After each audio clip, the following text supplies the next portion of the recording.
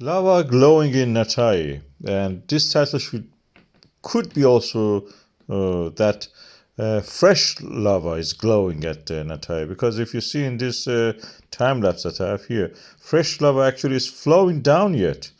So these pools, these lights you see, these are pools of lava. They're actually fresh. They're glowing because the lava is arriving there yet. This is the view that we have from the volcano toward the Natthagi Valley. This is a rift valley, of course. Natthagi Valley is getting full now. And I was able to count many lava fans. These are in comparison with the alluvial fans.